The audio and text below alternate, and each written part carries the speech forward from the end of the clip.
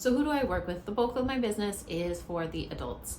I work with families, teaching them how to self-regulate, how to learn how to navigate their own emotions, because you have to be regulated in order to help other people regulate. It's like when you're on an airplane, they tell you to put your oxygen mask on first and then help a child that's with you. Same thing, you have to regulate yourself, and then you can support the regulation efforts of somebody around you, child or adult. I also have programs for families, so once the adults are learning to self-regulate, then they can transfer those skills over to kids, and I teach them how to create meaningful time to do that. Family meetings are the way that I do it with my kids. It is similar, or it's drawn from concepts of circles, sitting in circles in classrooms, and so it's a skill that kids already know and that we just need to teach to families. As a former educator, I remember just feeling so frustrated. There was always so much to do and never enough resources, never enough time to do all the things that I wanted to do the best job, right? You are very limited, and I would like to come alongside you and support you.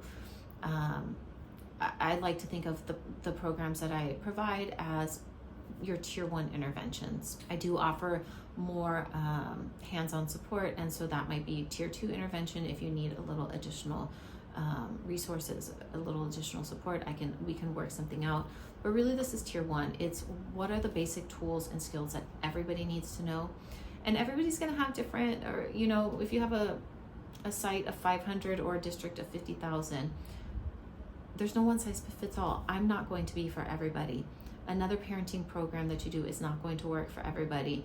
Another activity that you're going to do is not going to work for everybody. So having a more robust set of programs is going to be to the benefit of your staff, your families, your students, your district, your community, because we all access information differently. We all respond to different approaches. My approach is just one.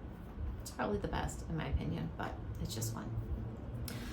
A couple things that set me apart is I am a therapist, but I'm also certified as a yoga instructor, so mindfulness is important to me. Now, I just don't talk about mindfulness, I practice it in everything that I do. So I'm constantly teaching people how to be more mindful. What does that look like? Whether it's a check-in, recognizing your mood, whether it's practicing yoga, meditation, movement, going for a walk, how to become aware of what's happening in your body, because that is the key to managing stress. You have to be aware of how it's impacting you and what that impact is in order to figure out what action needs to come next. There's a sequence of engagement. There are parts of our brain respond to different types of interventions.